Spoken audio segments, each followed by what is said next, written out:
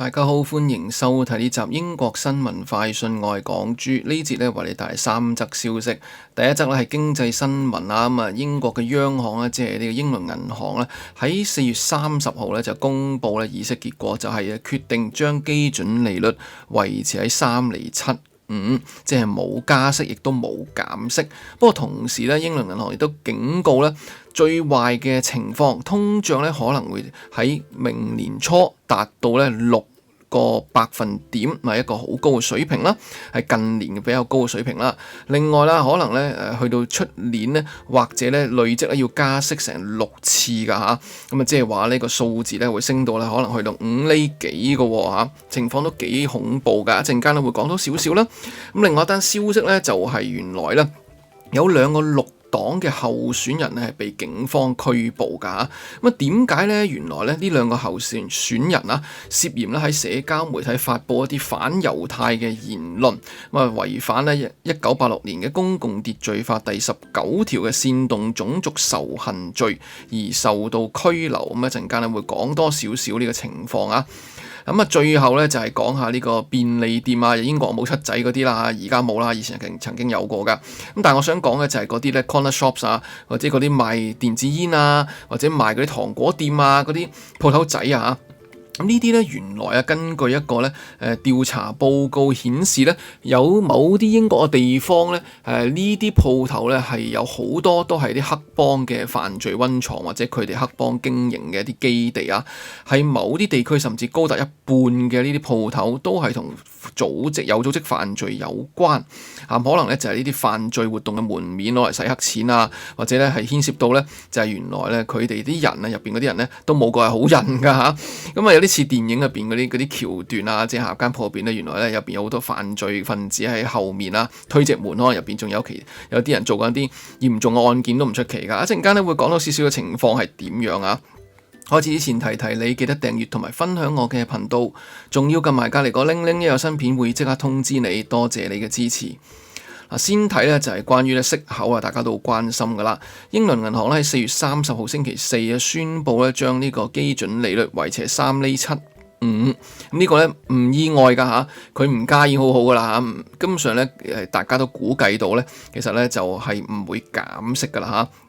咁睇少少呢個情況係投票情況先啦。今次咧係2024年年中以嚟連續6次減息之後咧，終於輪到連續2次咧係唔加息又唔減息啦。連減6次之後咧，連續2次都唔喐。呢個咧就係佢哋嘅貨幣政策委員會 MPC 去做投票噶，入邊咧有9個成員單數啦，咁好好啦嚇。8個咧係支持咧維持息口不變，有1個人支持加息添嚇，即係8對1，冇人支持減息。8個支持咧就係維持不變，有1個支持加息。所以咧呢個單數都唔需要單數啦，9對1係壓倒性嘅情況啦。咁同埋咧，佢哋嘅行政總裁啊，即係呢個英倫銀行嘅行政總裁啊 Andrew Bailey 咧，形容今次決定咧係 active hold， 即係主動去維持息口不變，意味咧就係評估中東局勢不確定性嘅同時，係保留未來嘅行動嘅空間。咁但係咧，原來佢哋開會嘅時候咧，內部係有啲分歧嘅觀點㗎。有人認為咧，多數人認為咧，而家英國經濟活動係疲弱，勞動力市場都放緩，咁所以呢，其實係可以有機會紓解到能源價格上漲帶嚟嘅效應。所以點解有8個人呢係投票決定呢唔加息，亦都唔減息，因為覺得咧通脹呢未必真係會咁勁，可能咧已經係被一啲經濟活動疲軟啊嗰樣嘢咧係放緩咗、紓解咗。咁但係呢嗰個提議去到加息嗰唯一個成員呢，佢認為呢風險啊，加息嘅風險或者能源價格上漲帶嚟嘅一啲叫做連鎖反應嘅風險咧，係偏向上㗎。佢認為咧，高通脹咧可能用好持久嘅方式影響經濟，所以咧佢主張應該即刻去加息咧，去控制通脹啊。咁但係佢係第一個人啦，咁所以咧結果咧就係冇跟到佢嘅提議啊，因為8對1啊嘛嚇。咁大家都應該知道咧，點解而家咧會有呢個所謂嘅通脹嘅陰霾啦。首先係中東嘅戰火啦，美國以色列對伊朗嘅戰爭啦。咁另外就係霍爾木茲海峽咧係被封鎖咗啦。咁啊，所以咧係令到咧原油價格上升到非常之高啦嚇。咁同埋咧通脹咧都已經升緊㗎啦。咁啊，除咗燃料成本之外咧，能源成本都會上漲啦，亦推高埋運輸啦、肥料嘅生產成本等等，全部都受到影響。所以咧，點解物價咧可能會越嚟越高啦？而英倫銀行甚至模擬咗3個咧可能嘅情景啊，咁啊通常佢都係咁啊，高中低或者係咧溫和情景、中等情景同最嚴重嘅情景。我哋睇下3個情況之下咧，通脹同埋息率咧可能會點樣行啊？佢哋覺得情景 A 嚇溫和嘅情況咧，今年可能通脹就升到3.6個百分點，咁出年秋季咧係會跌到3個百分點以下。咁所以咧佢哋會估計咧息率咧可能會維持不變，因為都唔算升得太勁啊物價，所以呢個就係溫和情景啊，咁啊希望係呢個啦嚇。好啦，咁啊另外一個中等情景就叫咧 Scenario B 啦。喺呢個情景之下咧，佢哋會估計今年嘅通脹咧係會最高升到3.7，而成個2027年咧都會維持3個百分點嗱。咁同剛才嗰個唔同就係咧，剛才嗰個咧溫和版咧就係覺得咧秋季咧出年啊會跌到唔夠3% 嘅通脹，但係情景 B 就覺得點樣都會至少3% 㗎啦。呢個就係2027年可能預測嘅情況啦。咁所以咧亦都因為咁因應咁咧，央行估計如果係出現咗中等嘅情況，中等即係相對上佢覺得可能就係呢一個叫唔係最勁又唔係最差嘅情況啦，就可能需要加息1到2次噶。咁啊最惡劣嘅情況啦嚇係點樣咧？佢哋估計咧呢一個通脹咧可能升到咧係出年年初6.2個百分點啦。呢個數字都有一段時間冇見過啦。雖然及唔上咧俄烏戰爭嘅時候有8啊有9啊咁樣嘅。即係叫通脹率啦，咁但係咧6.2都算係好厲害㗎。另外一隻息率咧，亦都因為咁可能需要咧係喺出年咧加到去咧5厘25啊，即係5又1/4厘啦。咁即係話咧，可能要加6次息去到呢個位置㗎。咁啊，呢個咧如果大家息口敏感嘅話咧，會好大壓力㗎啦。例如咧，如果你係有呢一個嘅供樓要做嘅，而未來3年咧，如果你係有機會你嗰個固定利率嘅一個按揭嘅合約咧到期嘅話，咁可能咧就係會加咗一個供樓嘅負擔啊。咁佢哋估計央行自己估計咧係未來3年咧有5/3嘅一啲按揭貸款人咧每個月咧可能要還多80磅。咁呢個係咪好多咧？聽落又未必係好多啊！但係呢個平均數啫噃嚇。第二就係咧，好視乎你本身供應幾多啦。咁其實可能已經係好大嘅 percentage 嘅增幅嚟㗎啦。咁另外咧，亦都估計咧一個標準嘅家庭每年嘅能源費咧，可能喺7月份咧會升到接近1900磅一年㗎。咁同埋咧，今年嘅秋季嘅食品價格咧，可能咧係升幅咧達到4.6個百分點，甚至有部分嘅企業咧預測會去到7% 都唔出奇，因為能源供應令到咧就係個生產成本高咗啦。另外肥料供應都受阻啊，呢個都影響到食物生產㗎。咁另外就係關於咧呢個勞動力市場嘅預測啦。央行預計失業率咧係會升到5.5個百分點以上，而 GDP 增長咧係會放緩到0.7至0.8個百分點。咁雖然咧人工係有增長，但係增長速度已經放緩啦，已經係2020年以嚟最低。再加上喺通脹加劇之下咧，各位嘅購買力將會被嚴重削弱㗎。咁所以點解咧？有好多人咧消費市道都唔係太睇好啊。例如咧，我喺啱啱另外一集咧嘅新聞時段都有講咗啦。咁啊就係咧有成300萬嘅英國嘅家庭咧係因為咧生活成本上漲係要搞到咧係食少一餐啊，即係去 skip meal 啊，咁啊令到咧自己可以使少啲錢喺食品嗰度啊，咁啊為咗即係呢個生活成本問題要捱餓情況都非常之唔理想啊！希望大家咧唔係有呢個情況啦。咁啊，另外一方面咧可以講少少就係咧國際市場嘅情況啦。歐洲央行同樣都係維持佢哋基準利率，不過佢哋2厘嘅就本來已經唔高㗎個息率。咁但係佢哋話已經深入討論加息，可能會喺6月份咧嘅會議入邊採取行動。咁歐元區嘅通貨膨脹已經升到3厘啦，3個百分點啦。咁似乎咧，無論佢息率同埋咧通脹咧都好過英國少少喎。英國已經係相對上係高少少噶啦，呢兩個數字都呢個就係我一見到嘅情況啦。大家點睇咧嚇？你哋對於未來經濟預測係點嘅咧？會唔會擔心息口爆上去咧？你供樓如果到期嘅，或者你用緊嗰啲冇鎖定息率嗰啲就可能咧會捱貴息咧嚇，或者調翻轉會唔會你係咧食息一族啊？咁你收息咧係應付生活開支嘅嚇。咁但係發覺咧唔掂啊嚇，而家息率咧如果上去咧可能你仲開心啲啊，如果向下咧你就會覺得壓力好大，所以可能寧願去加息，會唔會係咁咧嚇？咁都係留言分享下你嘅睇法啦。跟住講呢單嘢咧，就係關於英國嘅綠黨噶嚇。大家知道綠黨咧近呢一年咧冒起得好快啊，尤其是佢哋個黨魁換咗波蘭斯基之後咧，咁就係咧叫做聲望高咗好多啦，亦都有一般嘅預計咧，今次嚟緊嘅地方議會選舉咁同埋咧係蘇格蘭同埋威爾斯嘅一啲議會改組咧，話唔定綠黨咧會爭取多咗唔少嘅一啲議席噶。咁但係咧未發生投票之前咧，先發生拘捕事件㗎。咩事咧？拘捕乜嘢咧？原來咧就倫敦警察咧喺4月30號星期四咧拘捕咗2個綠黨嘅地方選舉候選人㗎。因為呢2個候選人涉嫌咧係喺社交媒體發布一啲懷疑係反猶太嘅言論啦，涉嫌觸犯咗呢個1986年公共秩序法第19條煽動種族仇恨罪咧，所以遭到拘留㗎。根據警方嘅聲明咧，2個年齡分別係57歲同54歲嘅女士，咁喺星期四上晝被拘捕。警方咧就係4月21號星期二，即係之前嗰個禮拜㗎啦，接到有關呢啲咧反猶太嘅一啲內容嘅舉報之後，展開調查。1個星期之內咧就拉咗呢2個人㗎。咁而家2個人目前就係被警方拘留咧，接受調查㗎。呢2個人咧就係綠黨咧喺倫敦嘅候選人嚟㗎，地方議會候選人啦。佢哋咧就係咧有一個咧就係南方女性援助網絡嘅創始人啦。佢受爭議嘅言論咧就喺 Instagram 入邊咧發布一張咧帶住咧一個叫做哈馬斯嘅一個頭帶嘅武裝人員嘅圖片，配上文字就係抵抗即自由咁樣。佢亦都曾經聲稱咧特朗普係被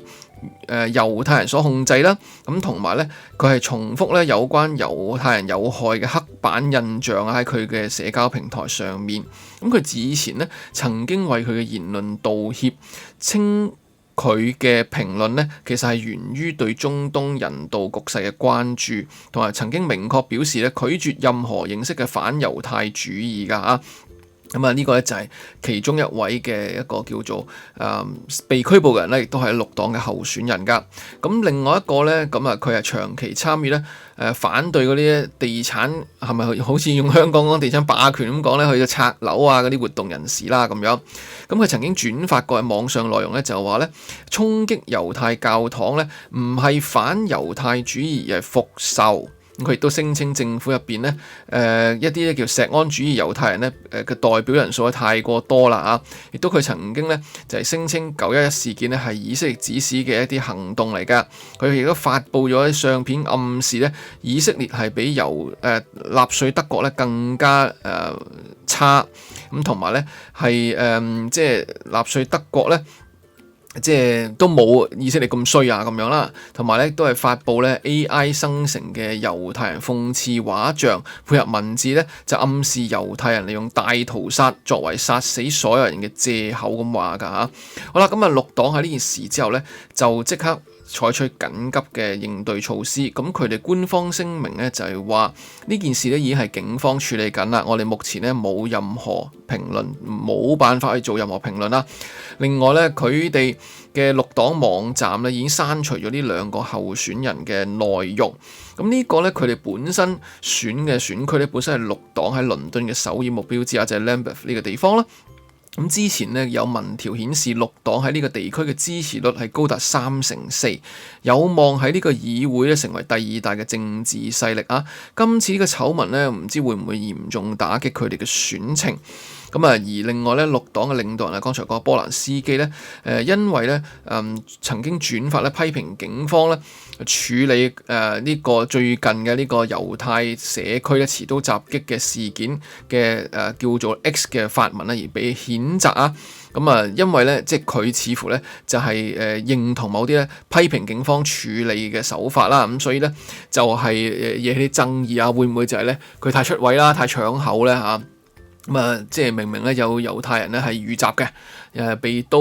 刺傷啦嚇，呢個發生喺星期三嘅時候啦。佢竟然咧認同一啲批評警方處理手法喎，咁樣，所以亦都惹起啲爭議啦咁樣。咁但係大家知道背景就係咧喺倫敦北部咧就係星期三啱發生咧反猶太襲擊事件啦，用刀去叫咧刺傷咗2個猶太人啊咁樣。轉個頭咧，而家綠黨咧就有2個候選人咧就係涉嫌發布反猶太言論，俾人拘捕啦咁樣。咁呢個咧就係我哋而家見到情況啊！咁大家點樣睇咧嚇？以上講嘅嘢當然都係基於綜合咧唔同嘅傳媒嘅報導啦嚇。咁究竟咧會唔會真係咧拘捕之餘咧係會採取進一步行動咧，定還是咧純粹只係拘捕咧？嗱，而家觀察落去啦，暫時我已知嘅情況咧，根據我所收集翻嚟嘅傳媒報道咧，就係話咧而家仲係警方調查緊、拘留緊呢2位女士㗎，呢2位候選人㗎。咁呢個咧就係我喺4月30號夜晚咧做緊呢集嘅時候咧嘅所知嘅情況啊！大家點樣睇咧？對於最近啲風風雨雨啊、猶太人啊、反猶太等等嘅事件咧，大家嚟分享下啦。亦都對於咧綠黨嘅冒起啦，咁又有咩意見咧，都可以留言分享下㗎。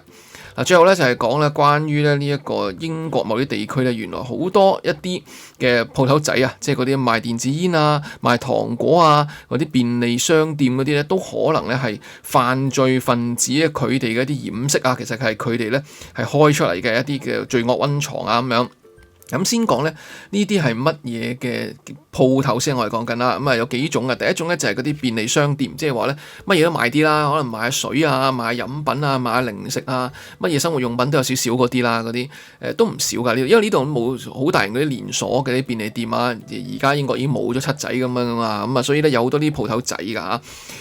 另外咧，有時候買下報紙啊、買下煙仔咁樣啦。另外咧，亦都有一啲咧，就係叫做電子煙店鋪，即係 vape 啊，咁嗰啲咧就係我哋見到咧就係好多時咧會買呢啲加熱煙或者電子煙啦，好多款味道啊，好多選擇噶嘛。呢個咧亦都係咧就係一啲經常而家見到同埋越嚟越多嘅鋪頭啊，英國嘅街頭啊。呢種係屬於第2種咧，而家被視為咧原來咧可能係罪惡溫床嘅鋪頭。另外第3種就係糖果店啊，尤其是咧 American Candy Stores 啊，唔知大家有冇見過啊？即係好奇怪㗎。其實咧近呢幾年喺英國咧好多鋪頭喺你 High Street 嗰度咧零零舍舍見到好多。呢啲個鋪頭，有時甚至都開完之後幾個月就執咗佢嘅喎。咁其實我一路見到有時我都懷疑，喂係咪洗黑錢㗎？即係我唔敢講一定全部都洗黑錢啦，但係令人質疑咯。成日都有啲開喺啲鋪頭開出嚟咧賣糖果嘅喎，夾糖啊、筆糖啊嗰啲啦。即係筆落個袋啊，或者夾或者有啲一包包咁賣啦，咁一盒盒咁賣啦，咁點解開咁多嘅咧？有時又好似開一排又執咗嘅喎，好快又咁，所以都有啲懷疑。我自己成日都有啲懷疑啊。咁原來根據而家咧呢個最新咧嘅調查咧，就係一個叫做咧特許市場監管協會 CTSI 發布嘅報告，就係話咧原來可能係好多係有組織犯罪嘅門面嚟㗎嚇。好啦，而且佢哋咧喺英國各地咧做咗一啲嘅研究啦。咁就發現咧，呢啲犯罪集團咧，利用呢啲高現金流、低營運成本嘅鋪頭作為洗黑錢或者販賣非法商品嘅門面啊，唔知係咪好似 Men in Black 嗰啲啦嚇？行得去表面就賣普通嘢嘅啫，你同個鋪頭嗰個老闆咧講多幾句，就喺台底入邊咧就攞啲正嘢出嚟俾你嗰啲啦嚇，咁唔知係咪攞把槍出嚟嗰啲啦嚇？賣俾你啊嗰啲啦，即係買啲毒品啊、買軍火嗰啲啊，即係有另一啲產品㗎，唔知可能係嗰啲喎嚇。原來咧佢哋去到根據佢哋研究咧，估計呢啲嘅便利商店同埋電子煙鋪頭咧，喺某啲地方咧，高達一半都係咧被有組織犯罪分子控制攞嚟洗黑錢同埋販賣非法商品㗎。至於剛才講嗰啲 American Candies 嗰啲咧，美國糖果店啦咁就係咧，有啲地方達到1/3咧都係涉及有組織犯罪。另外就係啲快餐外賣店啦，都有1/4啦，接近2成半啦，係有㗎喺某啲地區啊，唔係全英國啊。咁又係有啲類似嘅睇荷里活電影嗰啲咧，嗰啲唐餐館咧買外賣嗰啲咧，可能後面就黑社會大佬控制或者營運㗎嘛，成日都有呢啲咁樣嘅講法啦咁樣。而當中咧零舍嚴重嘅包括咧就係伯明翰啦、利物浦同埋倫敦㗎，呢3大咧就係犯罪熱點城市，亦都有好多呢啲鋪頭原來都係被犯罪分子控制啊！大家唔知估唔估到啊？有冇曾經幫襯過？而家發覺喂，原來我幫襯過嗰間咧，可能真係咧一啲黑幫營運嘅噃咁樣。另外就係曼徹斯特啦，列斯啊、Sheffield 啊等等咧都有報道咧，係話有一啲嘅可能會出現比較多呢類嘅鋪頭係由黑幫控制嘅嚇。另外咧就係南部啦，漢普郡啊、Dorset 啊呢啲咧，Sussex 呢啲沿海嘅地點咧都有唔少呢啲鋪頭。而調查都話咧，其實咧好多一線前線嘅執法人員咧，即係90%以上都意識到咧呢啲商店係有可能疑似係犯罪組織運作㗎。同埋咧都觀察到咧，近幾年咧係一啲高現金流嘅鋪頭咧係顯著增加咗。最好啦，高現金流攞嚟洗黑錢㗎嘛，係嘛？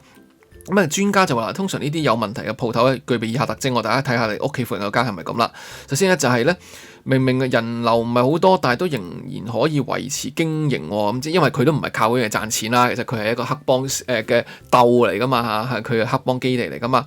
同埋咧就係通常咧個碌卡機咧成日都壞嘅。我哋碌唔到卡，強迫你咧不用現金交易啦，因為咁可以洗黑錢啊嘛，係嘛？同埋咧店入邊嘅工作人員咧頻繁咁更換㗎嚇，同埋咧就係同一條街入邊咧短時間出現多間類似同類型嘅店鋪，因為可能你黑幫咧一次過開幾間啦嚇，咁咧就係去做啊。咁如果有呢啲嘅情況嘅話咧，可能咧有比較大機會係有問題，有黑幫控制嘅商店啦嚇。最慘就係乜嘢咧？有啲咧就係市場監管嘅官員啦，因為佢哋咧要去睇巡查鋪頭噶嘛，就竟然咧被呢啲咁樣嘅黑幫人員咧係暴力嘅對待啦。有一個調查員叫 Mandy 啊，佢就係話咧接受傳媒訪問啦，接受 BBC 訪問嘅時候就話咧，佢調查一個犯罪集團營運嘅鋪頭嘅時候，曾經深夜接到電話話咧要殺死你同你嘅丈夫，同埋燒你間屋咁樣。佢架車咧2次喺屋企門口咧被刻意撞毀，最終係警察建議佢搬屋喎，唔係警察捉到個犯，警察建議你不如搬就算啦咁樣。另外都有女性嘅政府職員咧，俾人咧就係去到性騷擾。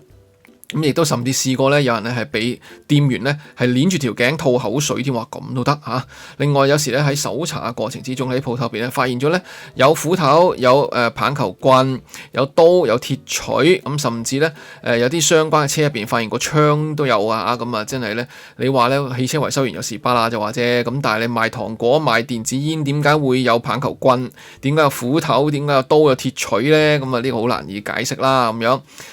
甚至咧有啲佢會反跟蹤咧、反監控翻一啲咧就係執法嘅人員啦，即係包括剛才講咧啲市場監管嘅職員啊咁樣啦，所以咧情況都係非常之嚴重啊。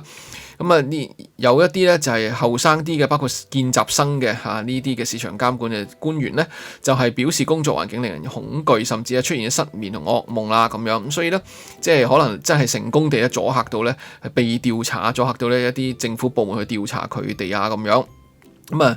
因為咧，佢哋喺入邊咧就買啲非法嘅產品，譬如話咧未完稅嘅香煙、非法電子煙等等啦。甚至咧 BBC 嘅秘密偵查咧，發現一部分嘅商店咧係直接賣可卡因、大麻同埋啲處方藥品啊。而根據數據分析咧，英國每年有900億英鎊咧透過各種嘅業務進行洗黑錢。佢哋將非法獲利咧再賣啲奢侈品，嚟遊艇啦、豪華嘅房車之後咧，再即係進一步咧就係將啲錢咧可能買完呢啲奢侈品之後賣翻出去，然之後咧就套翻現之後咧再進一步嘅犯罪啊，即係滾幾滾咁樣啦嚇。另外咧就係咧。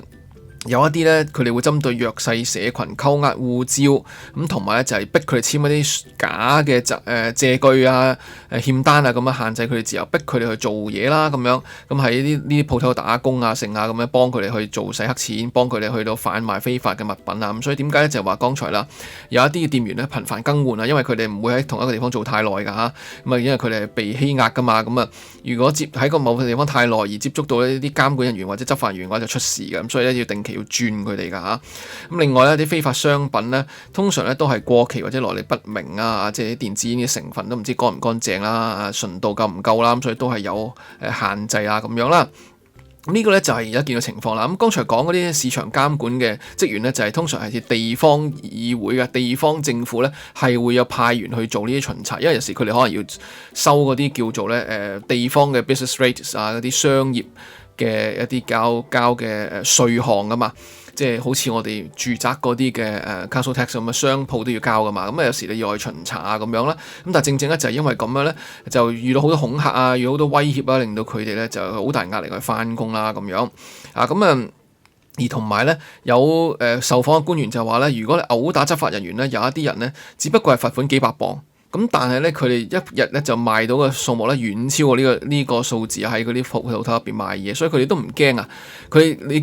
見你嚟查，佢真係揼你一鑊咧，可能都係罰幾百磅了事嘅啫。咁呢個咧就係而家我哋見到嘅情況嚇。咁聽落幾恐怖啊！咁原來英國嗰啲大街咧啲鋪頭係罪惡溫床嚟嘅。大家點睇咧？有冇諗過咧？原來咁恐怖嘅咧嚇？喺外表即係賣下煙啊，賣下報紙糖果啊。或者咧就係賣下一啲零零碎碎嘅產品啊，充電池啊嗰啲咧，原來咧可能係罪惡溫床啊！好啦，今集講到呢啲為止，多謝晒你收睇同收聽，記得訂閱以及分享我嘅頻道，仲要撳埋隔離個鈴鈴，一有新片會即刻通知你。多謝支持，我哋下集再傾過一啲英國嘅新聞話題，拜拜。